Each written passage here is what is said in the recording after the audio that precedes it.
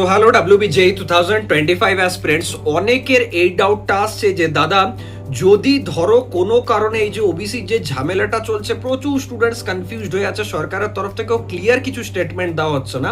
তো দাদা কোনো কারণে যদি ডিউরিং কাউন্সিলিং মানে ডকুমেন্ট ভেরিফিকেশনের সময়, ফিজিক্যাল ভেরিফিকেশনের সময় যদি আমি আমার যে ডকুমেন্ট আছে সেটা সাবমিট বা ভেরিফাই না করাতে পারি, বা আমার কাছে যদি ডকুমেন্টটা না থাকে আগেনস্ট মাই আইডেন্টিটি, সাপোজ আমি জেনারেল ইডব্লিউএস দিয়েছি কিন্তু আমার কাছে ইডব্লিউএস সার্টিফিকেট নেই, দাদা সাপোজ আমি ওবিসি এ মানে লিখেছি, সিলেক্ট করেছি কিন্তু আমার কাছে ওবিসি এ সার্টিফিকেট নেই, তাহলে আমি কি করব? তাহলে কি আমার মানে কাউন্সেলিং ক্যান্সেল হয়ে যাবে? দেখো ব্যাপারটা হচ্ছে লাস্ট ইয়ারের যদি দেখি তো অনেক স্টুডেন্টসের সাথেই সেম ব্যাপার হয়।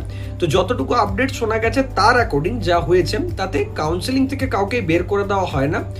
এখানে কি করা হয় যে তোমাকে বলা হবে যে রিমার্ক লিখে দেওয়া হবে যে এ যদি সাপোজ ওবিসির একটা সিট পেয়েছে আর যদি ওবিসি সার্টিফিকেট নেই, তাহলে লিখে দেওয়া হবে যে OBC certificate is not verified, the candidate is treated as general candidate.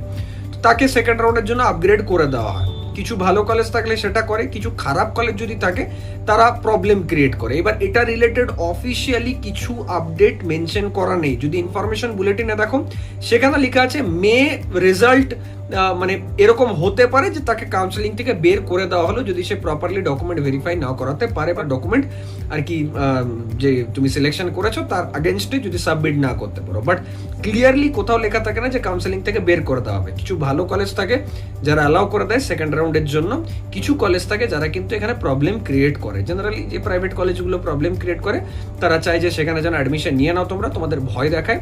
তো এখানটাতে আমি এটাই বলবো যে অফিসিয়াল আপডেট এলে এটা আরো ক্লিয়ার হয়ে যাবে, বা চেষ্টা করব যদি হেল্প ডেস্কে কল করে ব্যাপারটা ক্লিয়ার করা যায় যে স্যার যদি আমি কোনো ডকুমেন্ট মানে না রেডি করতে পারি সেই টাইম অবধি তাহলে আমার কি প্রবলেম হতে পারে। তো আই হোপ যা কিছু বলেছি বুঝতে পেরেছো। তোমাদের কোন ডকুমেন্টটা নিয়ে ভয় লাগছে সেটা কমেন্ট করে জানাও, বা এই রিলেটেড যদি কোনো ডাউট থাকে অবশ্যই সেই রিলেটেড ভিডিওস আপলোড করবো। Thank you.